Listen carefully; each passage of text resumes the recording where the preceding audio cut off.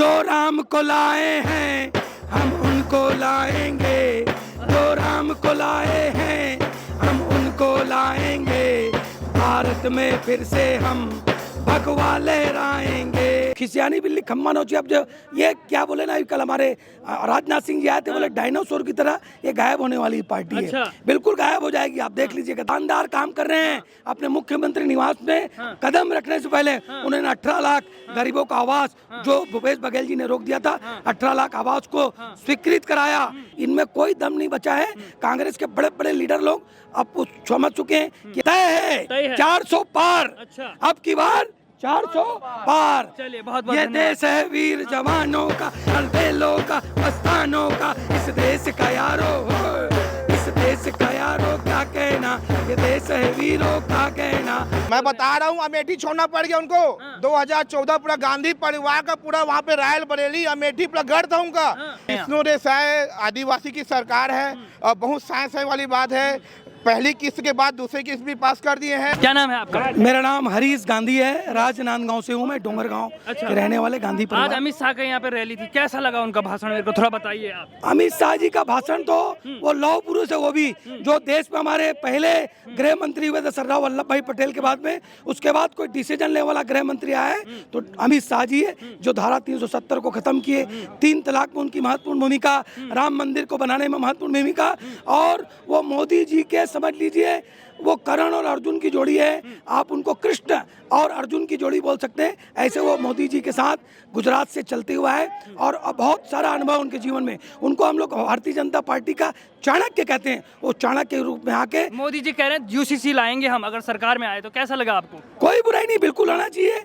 एक समर्थन करते हैं आप? बिल्कुल समर्थन करते हैं उसका। पूरा समर्थन है, पूरा समर्थन है। एक देश, एक विधान, एक प्रधान होना चाहिए। सबके लिए समान नागरिक संहिता लागू होनी चाहिए, कोई भेदभाव नहीं।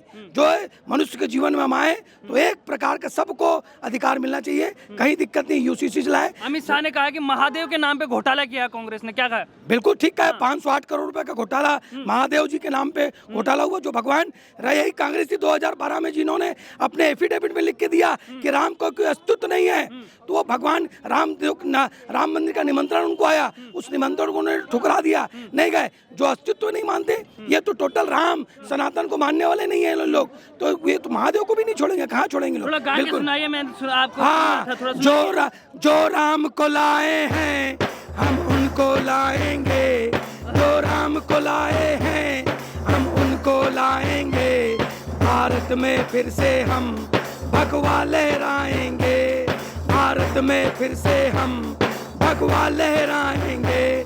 अयोध्या भी सजा दी है, काशी भी सजा दी है, घनश्याम कृपा करना मथुरा भी सजाएंगे। जो राम को लाए हैं हम उनको लाएंगे, भारत में फिर से हम भगवा लहराएंगे। बोलो भारत माता की, भारत माता की, धर्म की, अधर्म का, सत्य सनातन धर्म की।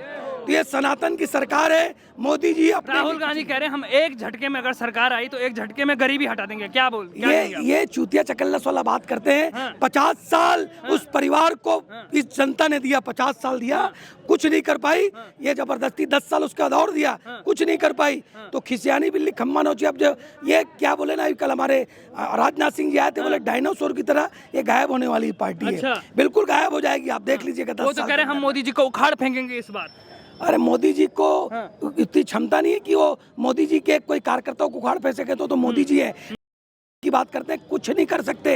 वो बहुत बड़ी ताकत है पूरे विश्व में। आज 5वीं व्यवस्था जी, जब 2014 में हम लोग 12वें 13वें नंबर में थे, उसको 5वें में ले आए और तीसरे काल में वो तीसरे में लाने का संकल्प किया मोदी जी ने।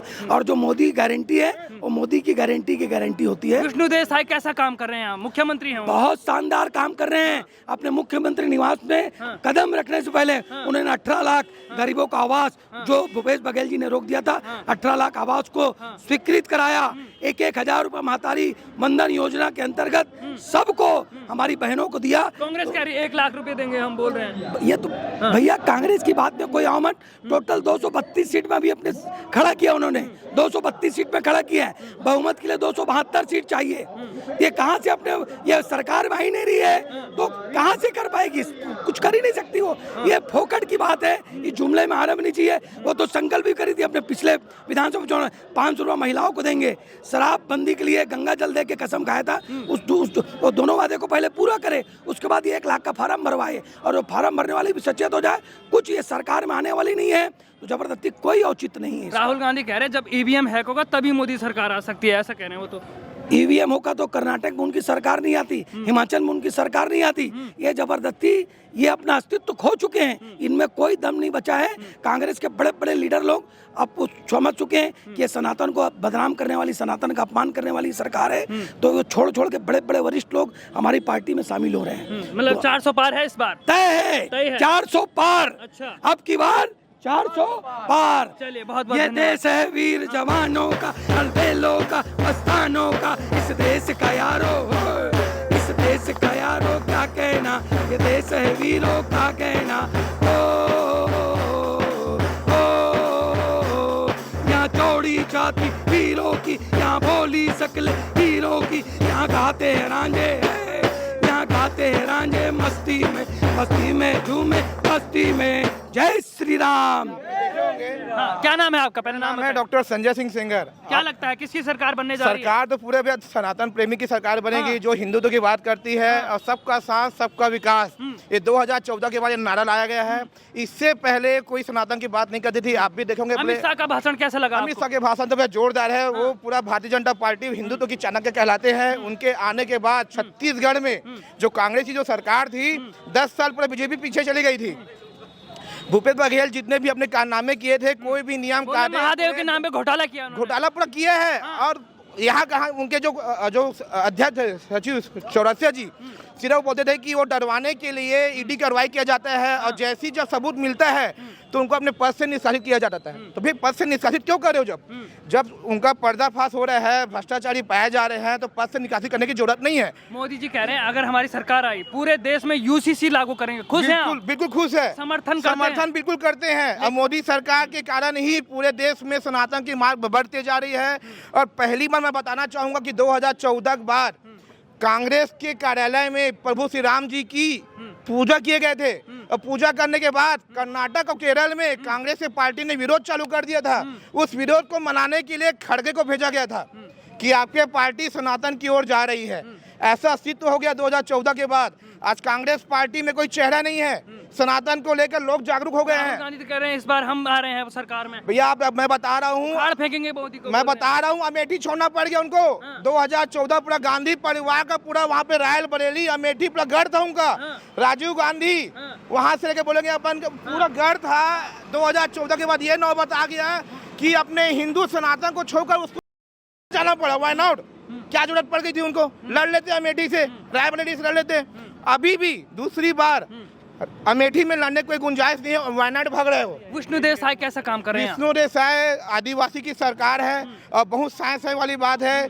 पहली किस्त के बाद दूसरी किस्त भी पास कर दिए हैं। भूपेश बघेल की पार्टी ने पूरा अटल जो प्रधानमंत्री योजना घर को रोक कर रखा हुआ था, वो पूरा घर को रोकने के बाद अभी फिर से पास होना चालू हो गया है। अब मैं पूरी बताता हूँ कि विष्णु देसाई के नेतृत्व में अब हमारे गृह मंत्री विजय शर्मा के नेतृत्व में पूरा 11 में 11 सीट पूरा भारतीय जनता पार्टी को जा रहा है। पूरा एकदम डेफिनेटली बोल रहा हूँ भैया। 400 पार के क्या, मैं 400 साढ़े 400 पार बोलता हूँ भैया, एकदम डेफिनेटली। चलिए बहुत बहुत धन्यवाद।